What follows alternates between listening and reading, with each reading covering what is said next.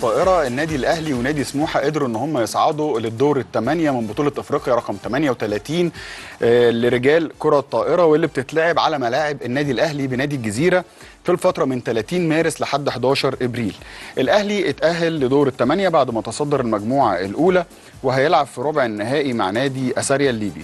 وكمان نادي سموحة اتصدر المجموعة الثانية وهيلعب مع نادي السجون الكيني.